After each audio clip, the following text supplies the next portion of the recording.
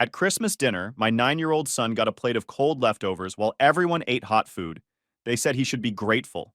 He whispered, "Dad, do the thing you promised." 5 minutes later, my mother-in-law's face went white and the table erupted in chaos.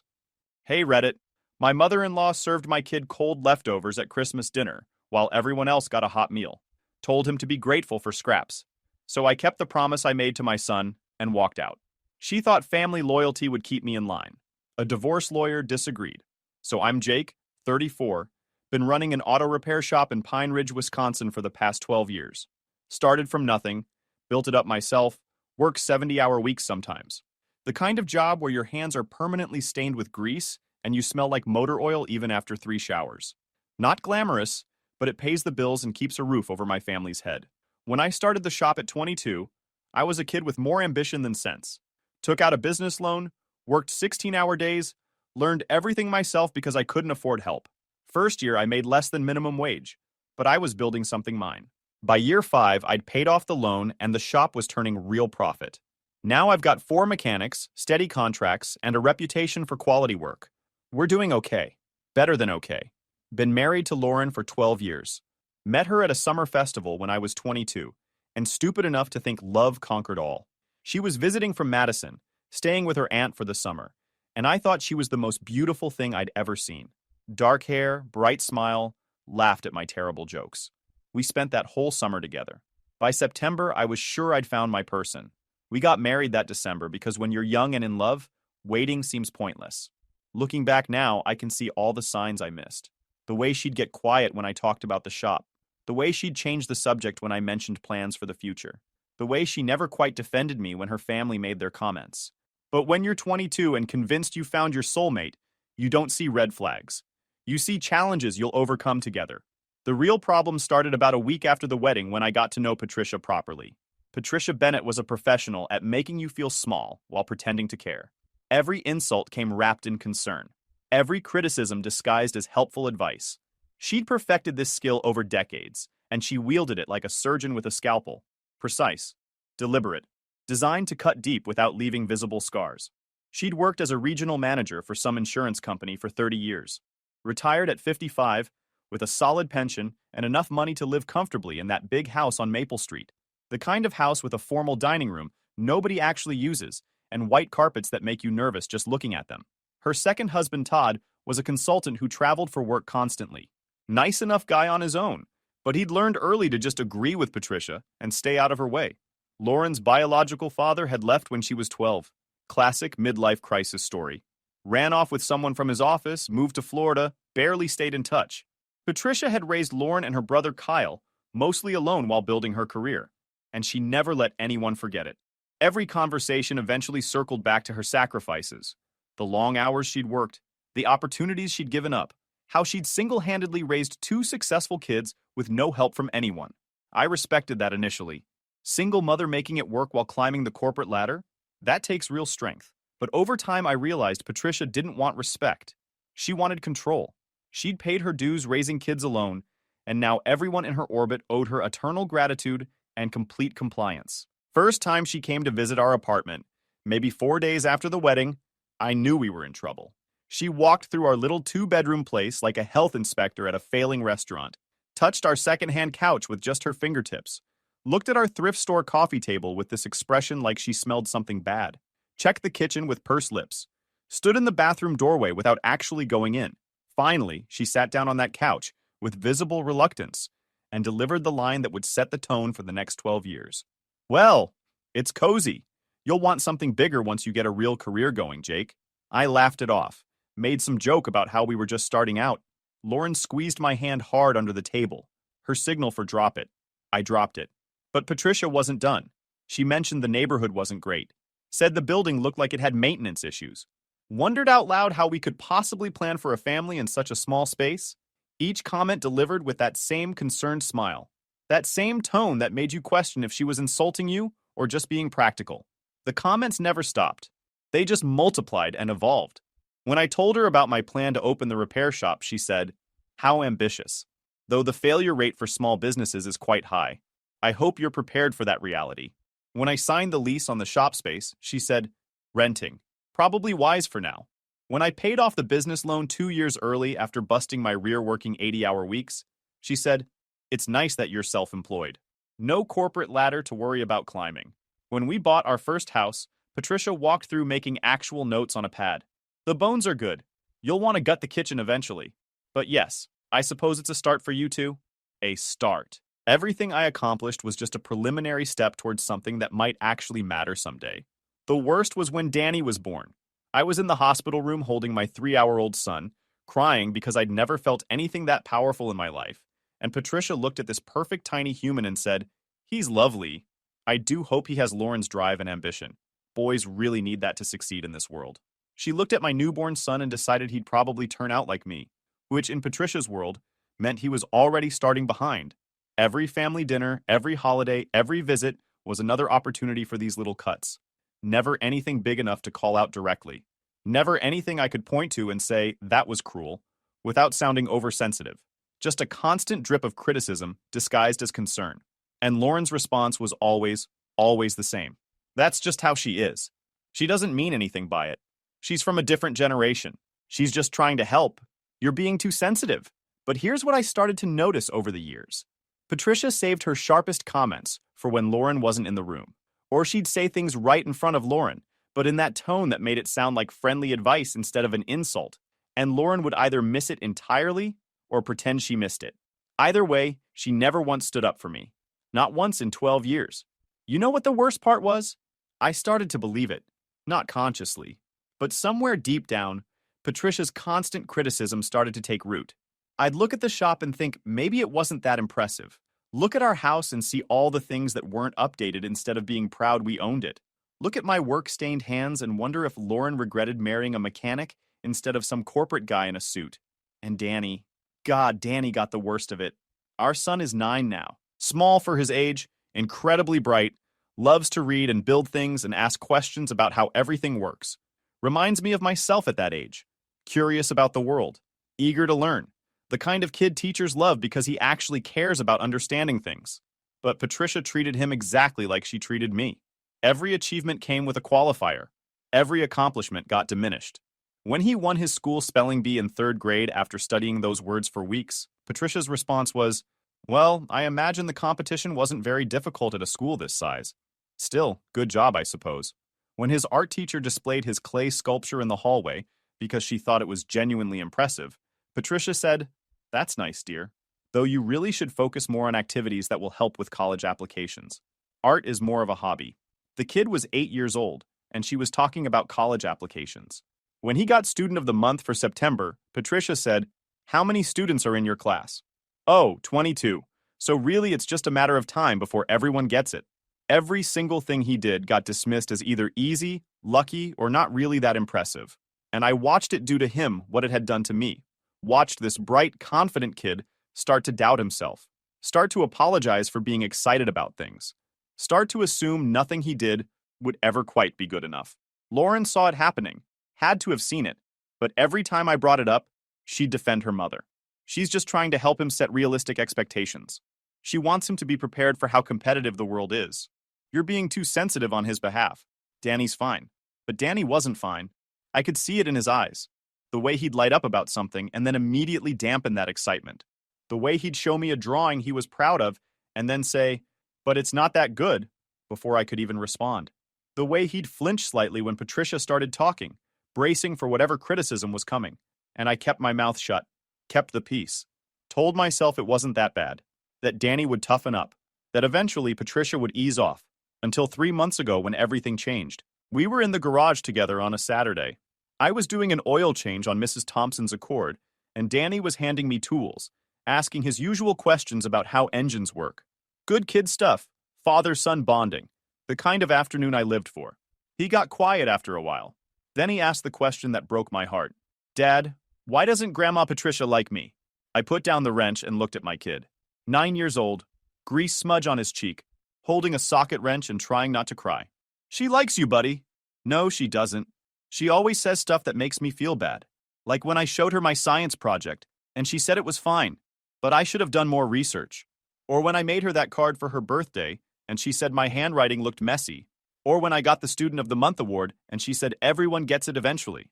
He'd been keeping track, cataloging every criticism, carrying them around like weights in his pockets. Sometimes people show they care in weird ways, I said, knowing it was a weak answer, even as the words left my mouth. But it doesn't feel like she cares. It feels like she thinks I'm not good enough. And there it was. The thing I'd been avoiding seeing for 9 years. My son felt exactly the way I'd felt for 12 years. Not good enough. Never good enough. Constantly failing to meet standards that shifted just out of reach every time you got close. I pulled him into a hug right there in the garage, getting motor oil all over both of us. Listen to me. You are good enough. You're smart and kind and curious and creative. Some people in this world won't see that. And that's their problem, not yours. But she's family. Isn't family supposed to see the good stuff? Man, the wisdom of kids asking the questions adults are too afraid to face. Yeah, they're supposed to. Danny pulled back and looked at me with these serious eyes that no 9-year-old should have. Will you stand up for me if she does it again? Really stand up for me? Not just tell her to be nice? That's when I made the promise. The promise that would end my marriage and start the hardest 6 months of my life.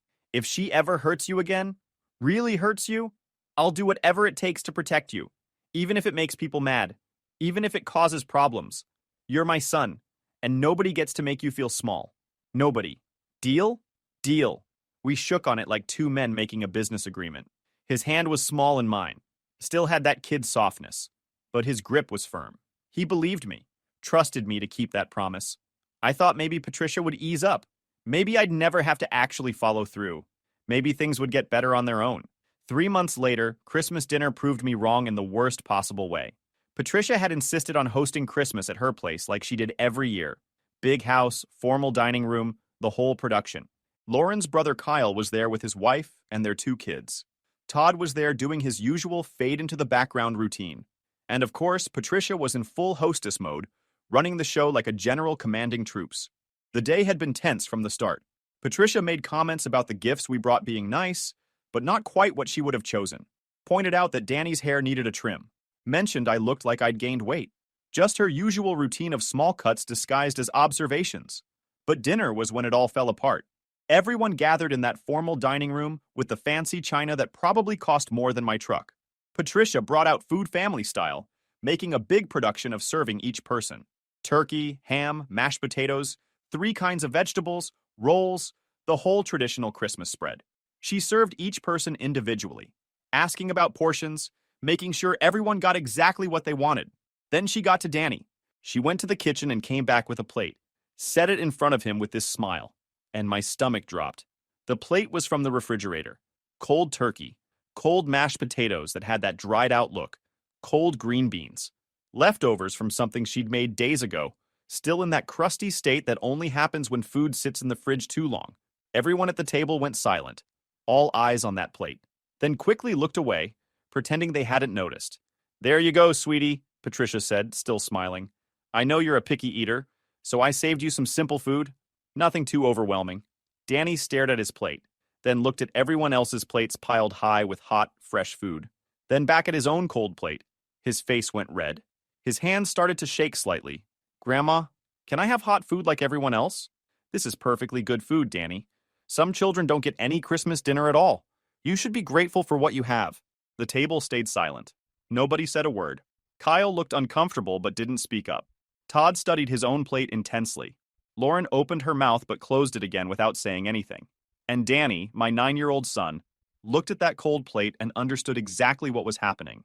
His grandmother had deliberately served him inferior food to teach him some lesson about being grateful, or knowing his place, or whatever twisted logic she'd used to justify it, in front of the whole family. On Christmas. He turned to me, tugged my sleeve, leaned close and whispered so only I could hear. Dad, can you do the thing you promised if they hurt me again? I looked at my kid, looked at that cold plate of leftovers, looked at Patricia sitting there with that satisfied expression, looked at Lauren who was staring at her own plate, refusing to meet my eyes, looked at Kyle and Todd and everyone else at that table who was going to pretend this was normal and fine and not incredibly messed up.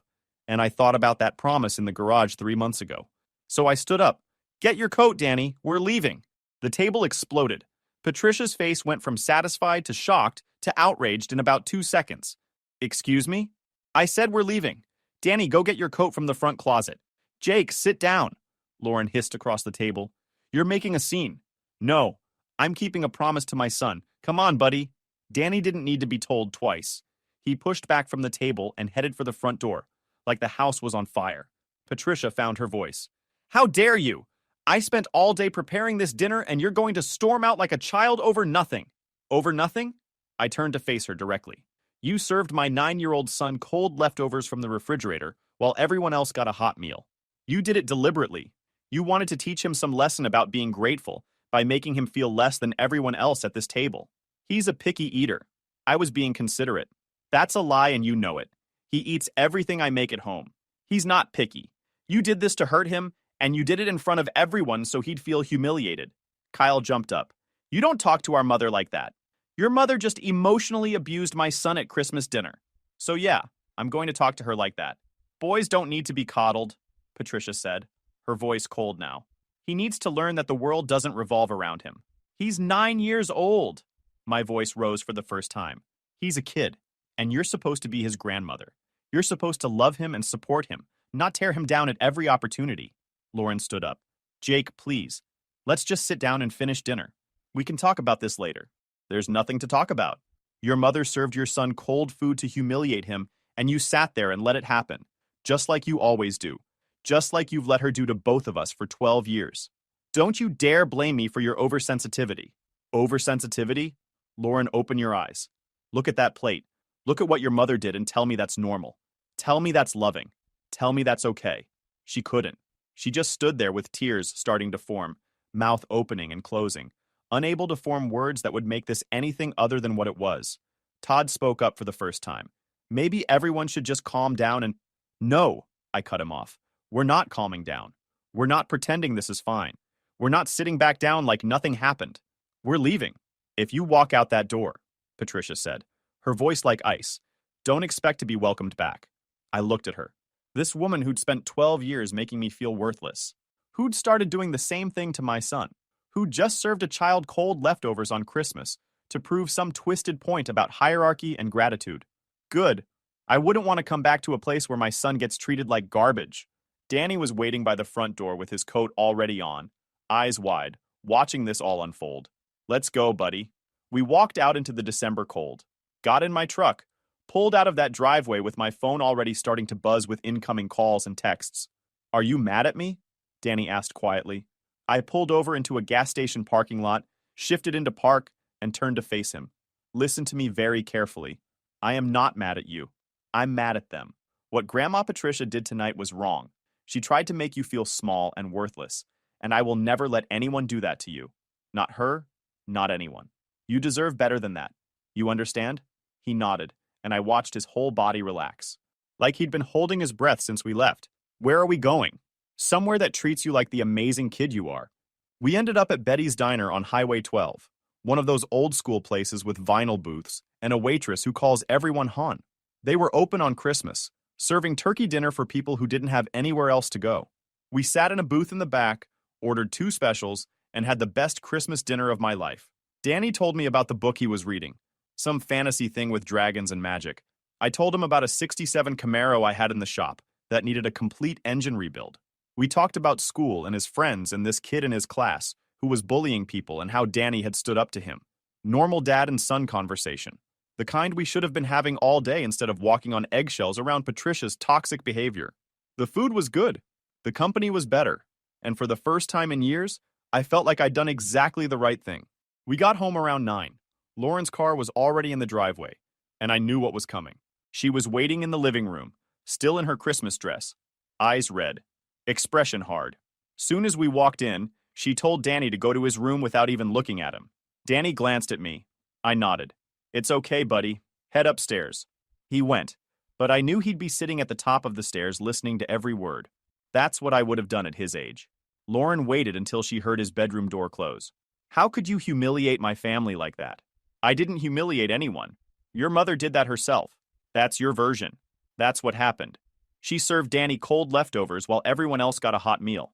She did it deliberately to hurt him. She was trying to teach him a lesson about being grateful. He's 9 years old, Lauren. He doesn't need lessons about gratitude delivered through humiliation. He needs to know his family loves him and values him. Your mother did the exact opposite. I was trying to keep the peace. At the cost of our son's dignity, at the cost of his self-worth, how many times are you going to sacrifice him to make your mother happy? Her face flushed. Don't you turn this around on me. You're the one who caused a scene. You're the one who insulted my mother in her own home. You're the one who dragged Danny out of there to prove some point. Someone had to protect him since you clearly weren't going to. The words landed like a slap. Lauren's face went pale, then red again with anger. How dare you question my love for my son? I'm not questioning your love. I'm questioning your judgment, your priorities. Every single time there's a conflict between your mother and your family, you choose her. Every single time. That is not true. So I laid it all out. Every incident over the past 9 years. Every time Patricia had torn Danny down, and Lauren had defended it as constructive criticism. The spelling bee that wasn't impressive because the school was small. The art project that was nice but not practical. The Student of the Month award that everyone gets eventually. The handwriting that needed work. The birthday card that wasn't quite good enough. Every moment that should have been celebrated that got diminished instead. And tonight, I finished. Tonight she served him cold food on Christmas and called it a lesson. And you said nothing. You sat there and let it happen because standing up to your mother is more uncomfortable than watching your son get hurt. Lauren was quiet for a long moment. When she spoke, her voice was shaking. If you hate my family so much, maybe you should leave. I looked at my wife, searched her face for any sign she didn't mean it, but her expression was set, determined. She'd made her choice, just like she'd made it every time for the past 12 years. Her mother over her husband, her mother over her son, her mother over everything. You want me to leave? I want you to figure out if you can be part of this family without constantly attacking my mother. I defended our son. That's not attacking. It is to her. It is to me. Do you know what she said after you left? She cried, Jake. She actually cried. Said she was trying her best to be a good grandmother, and you made her feel like a monster. I laughed. Bitter sound with zero humor. She's crying because for the first time in 12 years, someone stood up to her. That's not being victimized. That's being held accountable. Get out, Lauren said quietly. Lauren, That's not going to happen. But it could, I said. Ashley and I talked to Margaret. She explained that appeals were common in murder cases, that David had every right to file one, that it would probably be denied, but we should prepare for the possibility of going through everything again. Ashley was devastated. I can't do it, Austin. I can't sit in that courtroom again and listen to them dissect what our parents did. I can't watch them try to twist it into something other than murder. You might not have to, Margaret said gently. Appeals rarely result in new trials. The standard for overturning a conviction is very high. David's lawyer would have to prove serious errors were made during the original trial. But for months, it hung over us like a storm cloud. The appeal was filed. The court reviewed it. David's new lawyer argued that crucial evidence had been mishandled, that Susan's testimony should have been excluded because of her plea deal, that the forensic analysis was flawed. The appellate court heard arguments on a Tuesday in November. I attended with Margaret. Ashley couldn't bring herself to go. The judges asked questions. David's lawyer stumbled on some answers. The prosecution was rock solid. 3 weeks later, the decision came down. Appeal denied. The conviction stood. David would serve his full sentence. I called Ashley. She cried with relief. It's really over now, right? It has to be over. It's over, I promised. But the truth was, it would never be completely over. Trauma doesn't work that way. You don't just survive something terrible and then move on like it never happened. It becomes part of you. It changes the shape of your life. I still had nightmares sometimes. Dreams where my mother was alive and David was chasing her through the house. Dreams where I was 2 years old again, crying in my crib while my mother lay dead at the bottom of the stairs. Dreams where I opened my mouth to scream and nothing came out. Riley would wake me up gently. You're safe. You're here. It was just a dream. And I'd believe her. But the dreams kept coming. Ashley had her own nightmares. Her own triggers. The sound of shouting. The smell of whiskey. The sight of grocery bags because that's what David had been carrying the night he killed Jennifer. We learned to live with it. That's what survivors do. We learn to carry the weight without letting it crush us. We learn to function around the pain. We learn that healing isn't about forgetting. It's about integrating, taking the broken pieces and building something new with them. The foundation grew. We helped more women. We saved more lives. Every woman who escaped because we gave her resources. Every child who grew up safe because we helped their mother leave. Every life that continued because we intervened. That was Jennifer's legacy. That was what came from her death. Ellie started asking more questions about Grandma Jennifer as she got older. Why did she die? Was she sick? Riley and I had talked about how to handle this. We decided on honesty, age-appropriate but truthful. Grandma Jennifer was hurt by someone who was supposed to love her. She died because of that hurt. It wasn't fair and it wasn't right. But her life meant something. She loved your daddy very much and she tried to protect him. Who hurt her? Ellie asked. Someone bad, I said. But he's in jail now. He can't hurt anyone anymore. Ellie thought about this. Did you know him? I did, I said carefully. But I don't see him anymore. And I never will again. Good, Ellie said firmly. People who hurt other people should stay in jail forever, out of the mouths of babes. James was too young to understand any of it yet. He just knew he had two grandmas in heaven, Eleanor and Jennifer, and we talked about them sometimes. He liked looking at photos of Eleanor's garden and hearing stories about how she used to grow tomatoes bigger than his head. Normal life. That's what we'd built. A normal, stable, boring life where the most dramatic thing was James refusing to eat vegetables or Ellie getting in trouble at school for talking during quiet time. I worked. Riley worked. The kids went to school. We had dinner together every night. We watched movies on weekends. We took vacations to the beach and the mountains and Disney World. We were aggressively, defiantly normal. But underneath it all, the history remained. The weight of everything that had happened. Everything we'd survived. It was always there. We just got better at carrying it. Ashley had a baby girl. They named her Jennifer, after my mother. Little Jenny looked nothing like her namesake, but Ashley swore she had Jennifer's spirit. Strong and stubborn and brave. Sophie and Jenny and Ellie and James became a pack. 4 cousins who played together constantly. Who built forts in the backyard and put on shows for the adults and fought over toys and made up immediately after. They were growing up in a family that loved them. That would never make them question their worth. That would never treat them as less than. That was the victory. Not the inheritance. Not the trial. Not David rotting in prison. The victory was these 4 kids who would never know what it felt like to be unwanted. Who would never have to wonder if they belonged. Who would grow up safe. Margaret died peacefully in her sleep when she was 74. We found out 2 days later when her law partner called. She'd left instructions for her funeral. Simple. No fuss. Donations to the Jennifer Caldwell Foundation in lieu of flowers. At the funeral, I learned things about Margaret I hadn't known. She'd been married once, briefly, in her 20s. She'd lost a daughter to domestic violence when she was 40. That's why she'd become so close to Grandma Eleanor. That's why she'd fought so hard for Jennifer's case to be reopened. She was fighting for her own daughter, too, for the justice she'd never gotten. I gave the eulogy. Margaret was the kind of person who changed lives quietly. She didn't seek attention or praise. She just did the work. She helped people. She fought for what was right. And she made sure that when my grandmother died, the truth came with her. I'll never be able to repay what she did for me, for my mother, for all of us. But I'll try. I'll keep the foundation going. I'll keep helping people the way she helped me. That's how I'll honor her. Ashley cried through the whole service. So did I. We'd lost another piece of our support system, another person who'd believed in us when no one else did. But we kept going, because that's what you do. You keep going. 3 years later, I got a call from the prison. David was sick. Stage 4 lung cancer. He had maybe 6 months left. He wanted to see me. I said no immediately. But the chaplain called back a week later. Mr. Caldwell, your father is dying. He's asking for a chance to make peace before he goes. I'm not saying you owe him anything, but I'm asking you to consider whether you might regret not seeing him one last time. I talked to Riley about it. She left the decision up to me. You're the only one who knows what you need. I talked to Ashley about it. She said absolutely not. He doesn't deserve your time or your forgiveness. I talked to Dr. Hammond about it. She asked what I thought I might gain or lose by going. What would it give you to see him? What would it cost you to refuse? I didn't know the answer. In the end, I went. Not for him, for me, because I needed to look at him one more time and confirm that he had no power over me anymore. That he was just a dying old man who'd made terrible choices and was facing the consequences.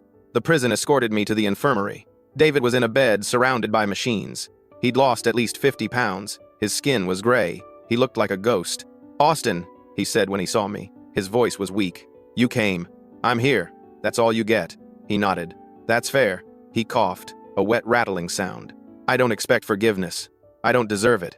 I just wanted to tell you one thing before I die." "What?" "I loved your mother," he said. "I really did. And I killed her anyway. That's the truth. I loved her and I was so angry that she was leaving that I pushed her. I didn't mean for her to die. I just wanted her to stop talking about leaving, to stop saying she was taking you away from me. So I pushed her and she fell and she died. And I've spent every day since then knowing I destroyed the only person who ever really loved me." Tears were running down his face. I felt nothing. "I made myself into a monster," David continued. "I treated you like garbage because I hated that you looked like her, that you reminded me of what I'd done. Susan enabled it because she was afraid of me. Logan and Ashley went along with it because they didn't know any better. And your grandmother saw right through all of it. She knew what I was. She knew what I'd done. And she made sure you'd be okay after she was gone. She saved you when I tried to destroy you. He reached toward me with a shaking hand. I'm sorry, I know it's not enough. I know it doesn't fix anything, but I'm sorry. I looked at his hand. I didn't take it. You don't get to die with a clear conscience. You don't get to confess and feel better. You killed my mother. You stole my childhood. You're the reason Logan is dead. You're the reason Ashley struggles every single day. You did that. You chose that. And now you get to die knowing exactly what you are. A murderer, an abuser, a failure. David's hand dropped. His face crumpled. You're right. You're absolutely right. I stood up to leave. Then I turned back.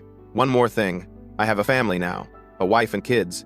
They're never going to know you. They're never going to visit this prison or hear your excuses. You're nothing to them. Just a story about why we don't tolerate violence. Why we don't make excuses for abuse. Why we protect each other. That's your legacy. Being the example of what not to be. I walked out. I didn't look back. 3 months later, the prison called to tell me David had died. Did I want to claim the body? No, I said. Cremate him and dispose of the ashes. I don't care how. They did. Wherever David's ashes ended up, I never knew. I never asked. My stepchildren said they answer only to their biological parents. So, I changed the locks, canceled every privilege in my name, and told their father pickup was tonight. No one argued. I'm Tom, 35, and I've been married to Lisa for 18 months. She has 2 kids from her first marriage, Dylan, 17, and Sophia, 15. Their biological father lives about 40 minutes away and sees them maybe twice a month when he feels like showing up. When Lisa and I got together, I genuinely wanted to be the stepdad I never had growing up. My own father walked out when I was 12, so I knew what it felt like to need a father figure.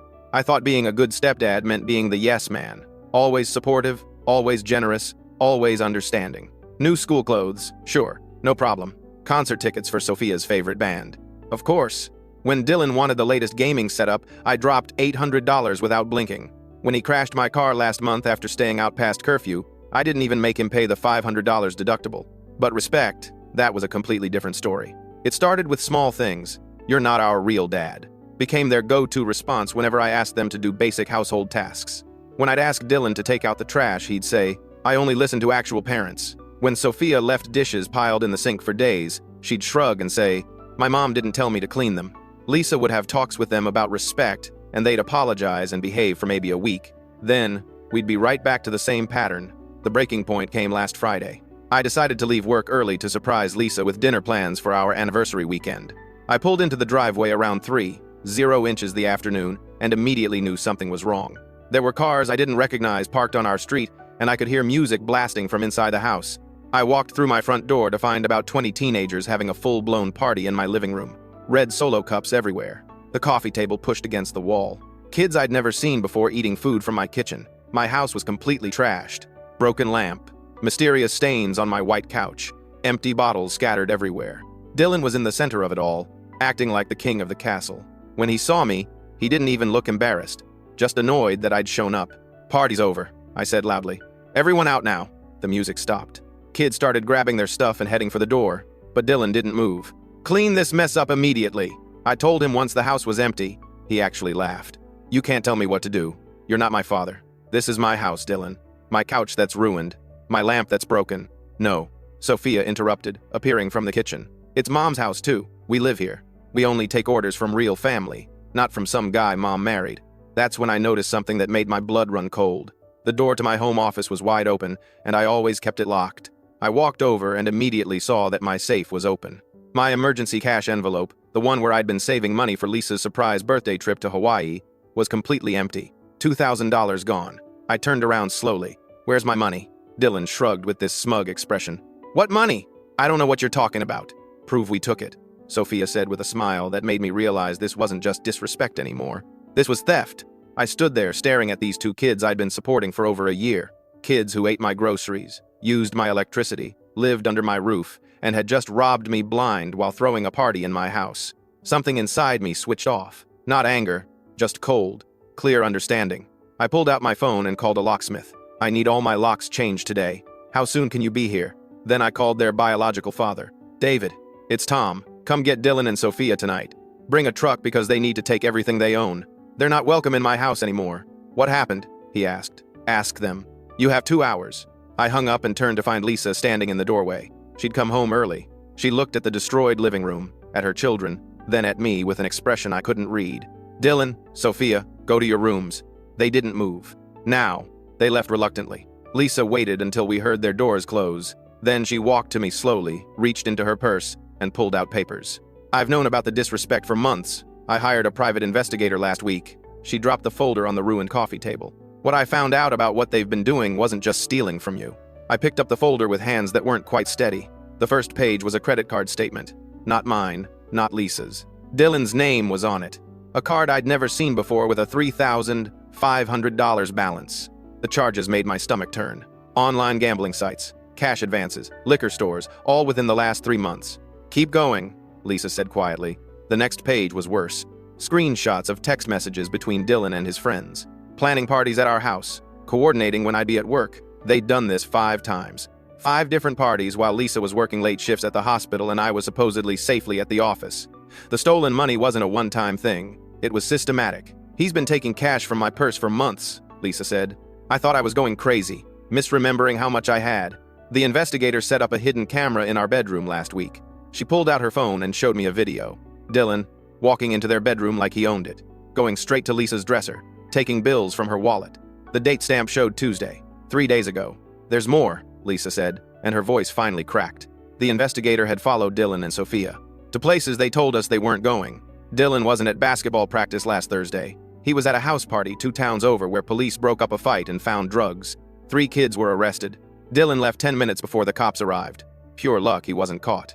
Sophia's pages were different, but just as bad. She'd been cutting school with her boyfriend. The one 9-year-old boyfriend neither of us knew existed. The one who'd been driving her around in a car registered to someone with a criminal record for assault. The investigator had photos of them together. Of Sophia getting into his car after saying she was going to study group. I've been making excuses for them for years, Lisa said, telling myself it was the divorce, that they needed time, that we just needed to be more understanding. She looked at me with red eyes. I've let them disrespect you because I was afraid if I chose you over them, I'd lose them. But I already lost them. They're not who I raised them to be. Or maybe they're exactly who I raised them to be by never holding them accountable.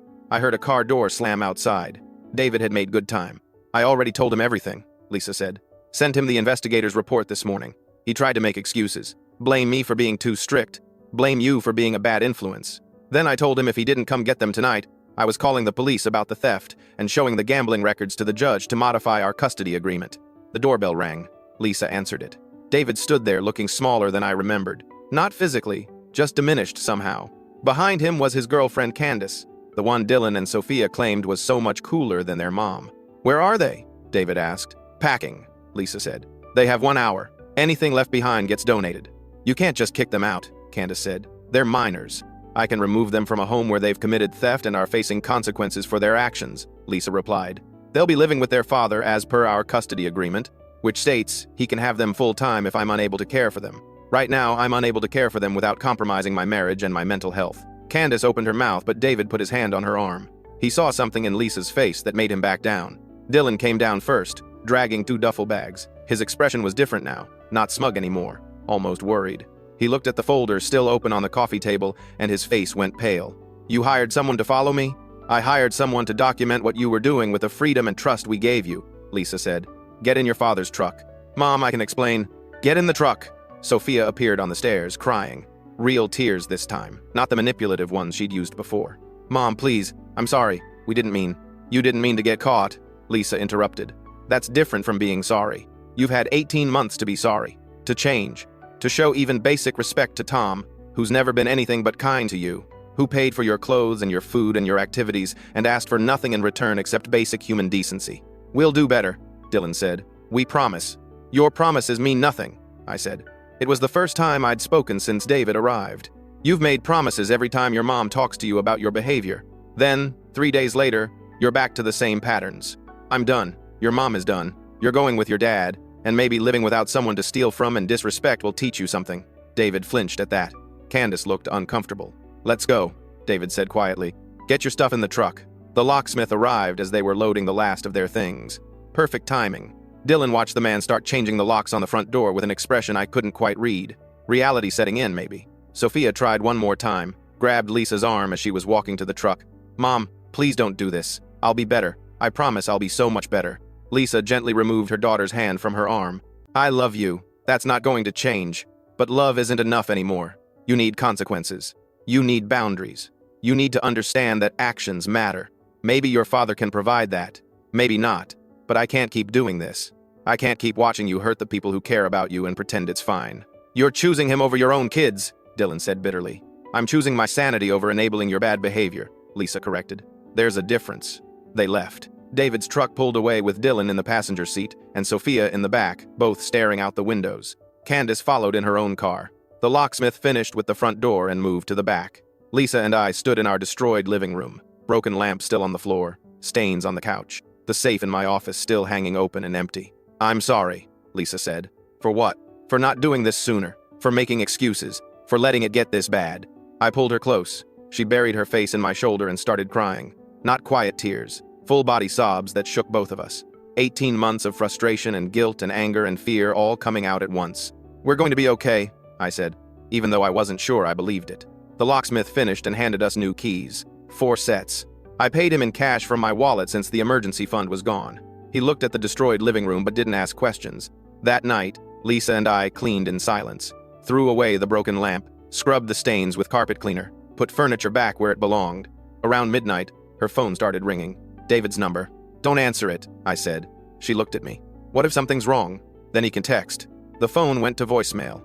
Rang again immediately. Lisa put it on silent and set it face down on the counter. We went to bed exhausted. Lisa fell asleep almost immediately, but I lay awake staring at the ceiling, thinking about the credit card debt, the gambling, the parties, the theft, how long it had been going on right under our noses.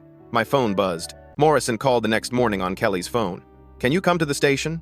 Sydney got there in 15 minutes. Morrison had coffee waiting. He looked like he hadn't slept either.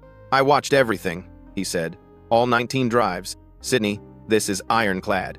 Your father documented everything perfectly. We have them discussing the plan. We have video of your mother tampering with the medication. We have financial records showing motive. This is murder, premeditated, and conspiracy. What happens now? Now I take this to the district attorney. We get warrants, and we arrest your mother and Trent, but it takes time. Few days at least. In the meantime, you stay hidden. Stay with your friend. Don't go anywhere your mother might look for you. Sydney nodded. How long did he know? Morrison looked at her gently. Based on the recordings, your father first got suspicious about 8 months before he died. Hired a private investigator. Got confirmation 6 months out. Spent the last months of his life building this case. He knew exactly what he was doing, Sydney. He was protecting you the only way he could. Tears streamed down Sydney's face. He died trying to save me. He died making sure they'd pay for what they did. And they will. I promise you that. It took 4 days. 4 days of Sydney hiding in Kelly's apartment, jumping at every sound. 4 days of her mother's increasingly frantic messages. Where are you? People are asking about you. I'm worried sick. Please call me. On the 5th day, Morrison called. It's done. We arrested your mother and Trent this morning, both charged with first-degree murder and conspiracy. No bail. They're in custody. Sydney felt the breath leave her body. It's really over? The arrests are made. The trial will take time. But yes, they're not walking free. And Sydney, there's something else. Your father's lawyer, Garrett Walsh, he wants to meet with you. Your father left specific instructions for him to read the will once your mother was arrested. Sydney met Walsh that afternoon. He was an older man with kind eyes and a gentle manner. He spread papers across his desk. Your father was my closest friend, Walsh said. I've known you since you were born. What he did, documenting everything, coming to me with his will, he did it all for you. He wanted you taken care of. He slid a document toward her. The house is yours, free and clear. He paid off the mortgage last year. There's also a trust fund.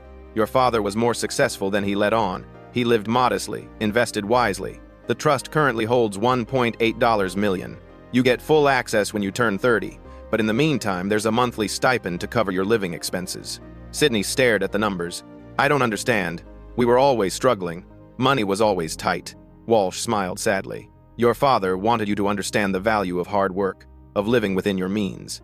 He didn't want you to grow up spoiled or entitled.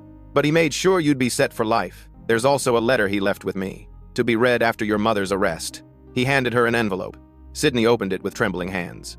My beautiful daughter, if you're reading this, it means Morrison did his job and your mother is finally facing justice. I'm sorry I couldn't stay to see you grow into the amazing woman I know you'll become. I'm sorry I can't walk you down the aisle or meet my grandchildren. I'm sorry for all the moments I'll miss. But I'm not sorry for what I did. You are worth everything, Sydney. Every sacrifice, every risk, every moment I spent building this case instead of enjoying my last days. You are my greatest achievement, my proudest accomplishment.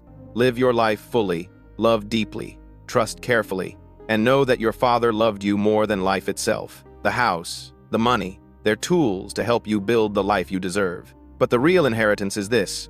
You come from love, real love, the kind that protects and sacrifices and never gives up. Carry that with you always. I'll be watching over you, sweetheart. Forever, Dad. Sydney sat in Walsh's office and cried. For her father. For the years stolen from them. For the childhood she'd spent thinking money was tight when her father was quietly building her a future. For everything they'd never have. The trial took 8 months. Sydney attended every day, sat in the front row, watched her mother and Trent try to claim innocence. Watched the prosecution present her father's evidence. Video after video. Recording after recording. The jury deliberated for 3 hours. Guilty on all counts.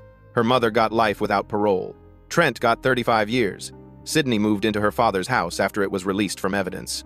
Spent weeks going through his things. Found more letters he'd written but never sent. Telling her about his day. Sharing advice. Expressing his love. She found his journal from those last months. Read about his fear. His determination. His love for her consuming every page.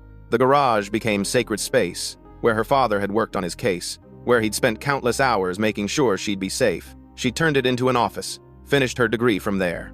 That was 3 years ago. Sydney graduated college. Started working as a counselor, helping families dealing with domestic violence and trauma. Used her story, carefully, to help others.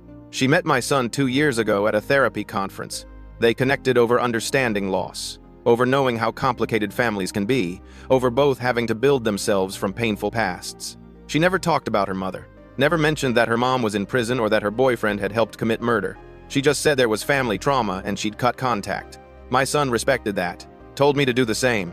So when I called her daughter that day in my driveway, when I patted her shoulder and said it with pride and love, it broke something open in her. All that grief, all that longing for the father who'd loved her that much, who'd literally died protecting her. She told me all of this sitting on my son's bed, voice steady but tears streaming down her face. Your dad would be so proud of you, I said when she finished. What you've done with your life, how you've helped people. She nodded. I know, I can feel it sometimes.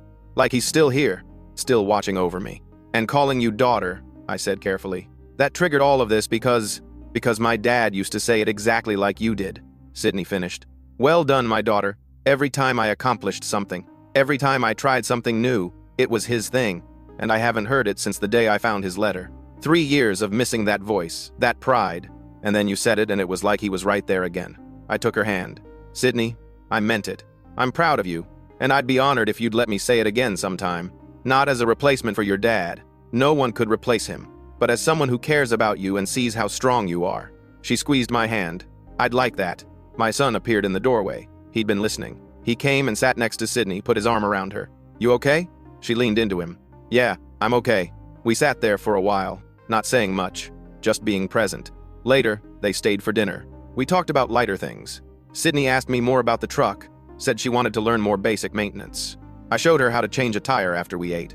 She was focused, determined. When she finished and stood back to look at her work, I waited. Let her have the moment. Then I said it. Well done, my daughter. She smiled, tears in her eyes, but happy ones this time.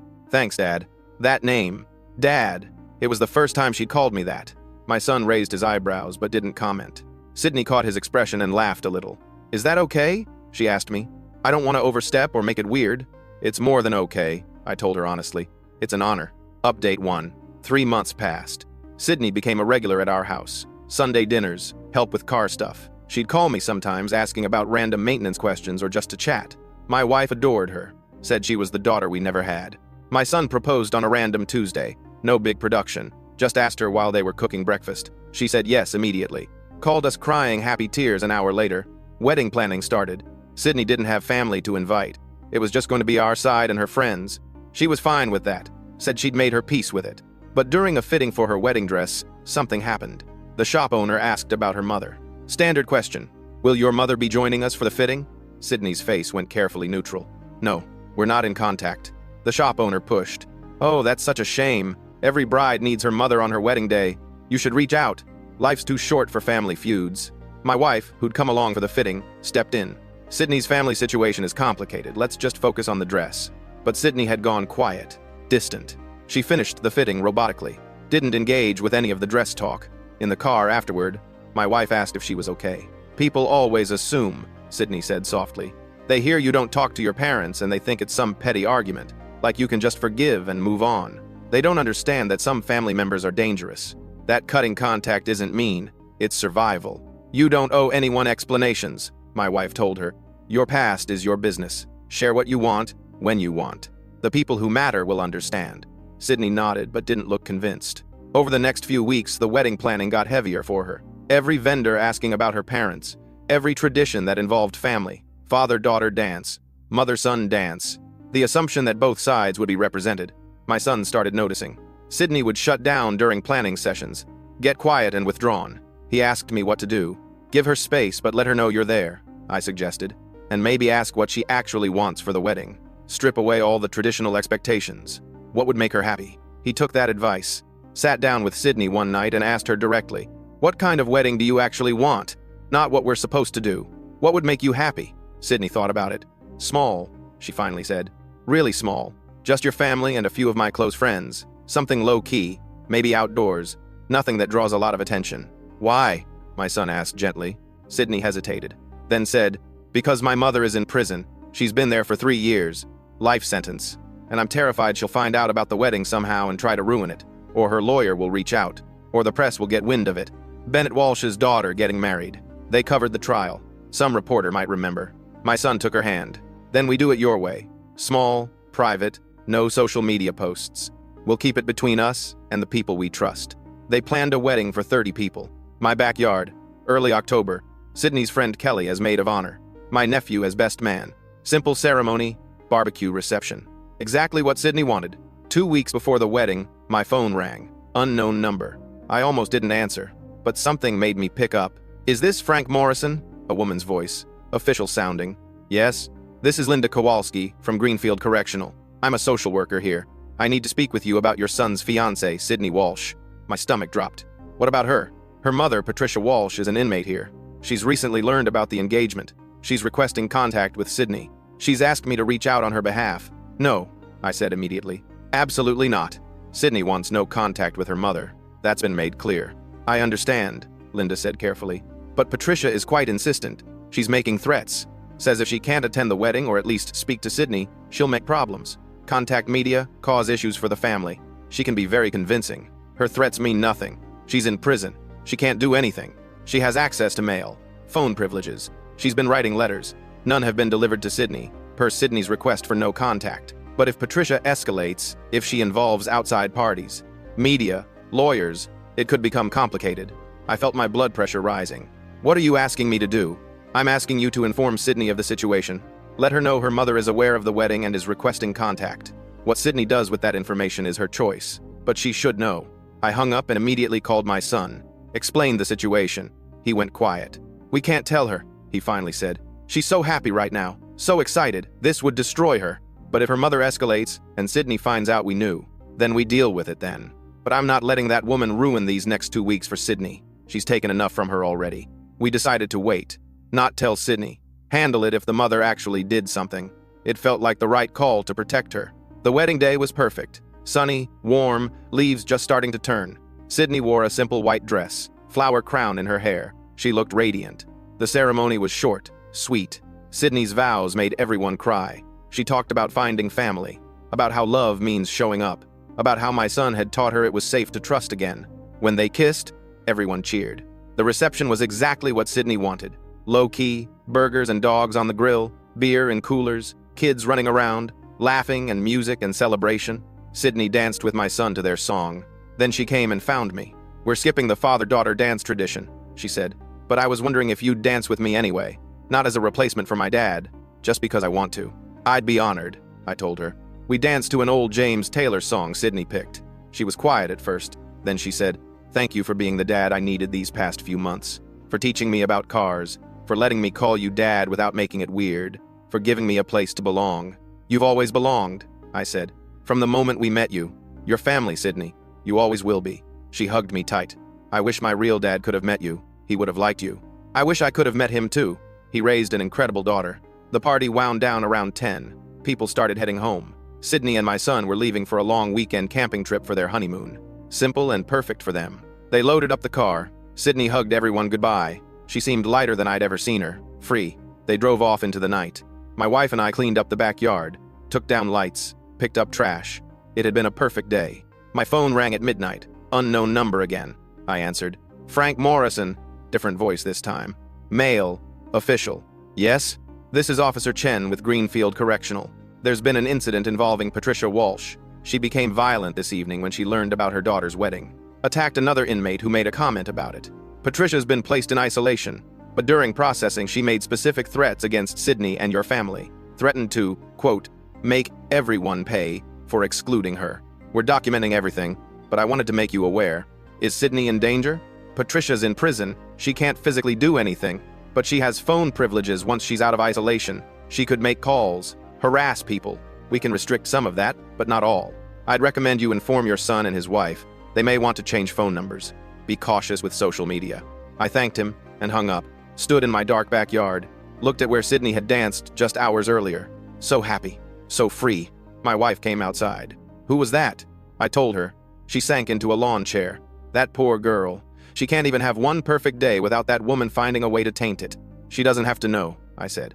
Not tonight, not on her honeymoon. We'll tell them when they get back. Let her have this happiness for a few more days. We went to bed, but I didn't sleep.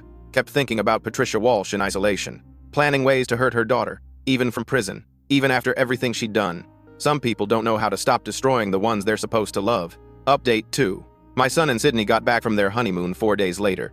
Tanned and smiling. They came straight to our house from the road. Showed us pictures. Talked about hikes and campfires and stars. I waited until they'd eaten dinner. Then I asked Sydney to step outside with me. My son followed. He could tell something was wrong. Sydney, I said carefully, there's something you need to know. Your mother found out about the wedding. The light went out of her eyes immediately. How? I explained the calls, the social worker's outreach, the incident at the prison, Patricia's threats. Sydney listened without expression. When I finished, she just nodded.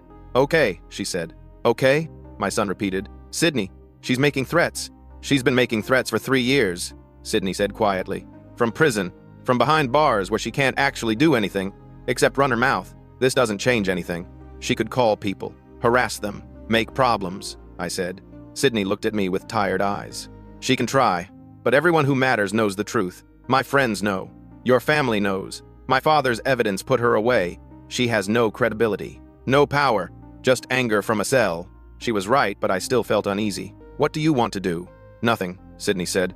I want to do nothing. I want to keep living my life, keep being happy. She doesn't get to take that from me. Not anymore. My son pulled her close. We should still be careful. Change numbers, maybe. Limit social media.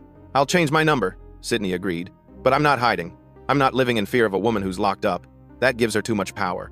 Over the next few weeks, everything seemed fine. Sydney changed her phone number, blocked her mother's prison phone access through official channels, set up no contact orders through her lawyer. But small things started happening. Sydney's work email got flooded with spam. Someone created a fake Facebook profile using her name and started posting bizarre stuff. Nothing overtly harmful, just weird enough to be disturbing. Sydney reported it. Got the fake account shut down, but another one popped up. Then another. It's her, Sydney said during dinner at our place. Or someone she's paying on the outside. She has money, the insurance payout before she was convicted. It's sitting in an account somewhere. She can use commissary funds to pay someone. Can you prove it? My wife asked.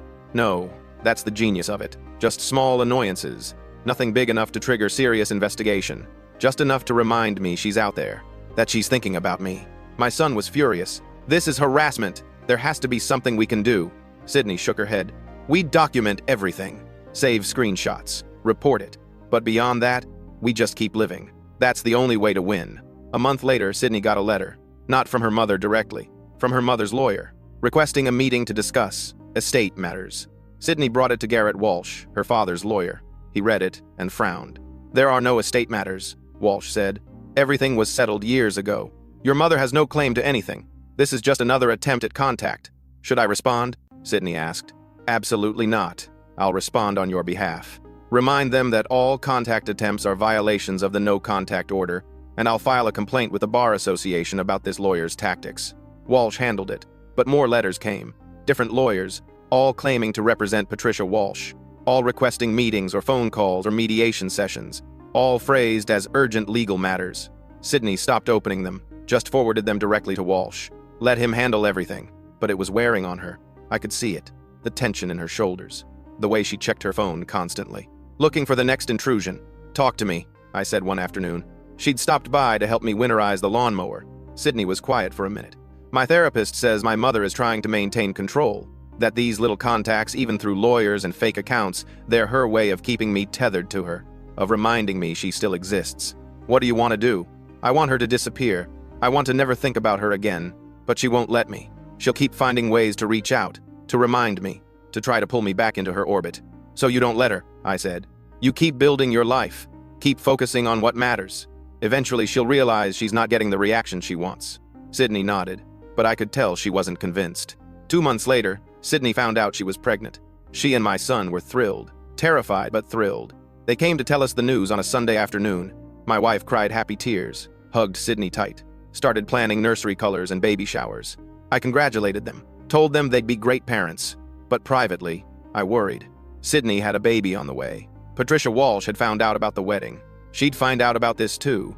And what then? Sydney's pregnancy was smooth, no complications. She worked until her 7th month, then took leave to prepare. My son painted the nursery. They took classes, read books, did everything first-time parents do. Sydney seemed genuinely happy. The harassment had slowed down, just occasional spam emails now, nothing major. It looked like Patricia Walsh had finally given up or lost interest. Then Sydney got a package, no return address, postmarked from a town 2 hours away. Inside was a baby blanket, hand-knitted, yellow and white, beautiful craftsmanship, and a note, unsigned. For my grandchild, can't wait to meet them. Sydney dropped the blanket like it was poison, called my son immediately. He came home from work, called me. We all sat in their living room staring at the blanket on the floor. She knows, Sydney whispered. How does she know? Social media? My son suggested. Maybe one of your friends posted something. Sydney shook her head. I made everyone promise not to post. We haven't told anyone except immediate family. Just your parents and Kelly. Medical records? I offered. Could someone at your doctor's office have leaked information? That's a federal crime, Sydney said, but she looked uncertain. We called Detective Morrison.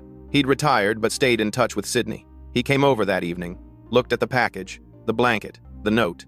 This is escalation, Morrison said seriously. She's not just harassing you anymore. She's targeting your child. This needs to be reported officially. Let me talk to some people. Morrison made calls. The next day, 2 detectives came to interview Sydney. They took the blanket as evidence, traced the postmark, found that the package had been mailed from a town near a minimum security facility where one of Patricia's former cellmates had recently been transferred. The theory was that Patricia had paid this ex-cellmate to mail the package, to gather information somehow, maybe through social media searches using names of Sydney's friends, maybe through public records if Sydney had registered for baby supplies at stores. The detectives couldn't prove it definitively, but they went to the prison, talked to Patricia, reminded her of the no-contact order, warned her that any further violations would result in loss of privileges and possible additional charges. Patricia, according to the detectives, just smiled, said she didn't know what they were talking about. She'd never sent any package, couldn't be held responsible for what other people chose to mail. Sydney went into labor on a Tuesday night, fast and intense. My son called us from the hospital at 2 in the morning. It's happening. She's asking for you. We got there by 3. Sydney was in between contractions when we arrived, grabbed my wife's hand. I'm scared, she admitted. Not of the birth, of what comes after, of her finding us, of her somehow getting to my baby. She won't, my wife promised. We'll protect you. We'll protect this baby. That woman will never get near your child. Sydney gave birth at 6:17 a.m. A girl, 7 pounds, 4 ounces, perfect in every way. They named her Bennett, after Sydney's father. When the nurse handed Bennett to Sydney, everything changed. Sydney looked at her daughter and something fierce came into her eyes. Something I'd never seen before. I'm going to end this, Sydney said quietly. I can't live like this anymore, waiting for her to intrude, waiting for the next package or call or threat. Bennett deserves better. She deserves a mother who's not constantly looking over her shoulder.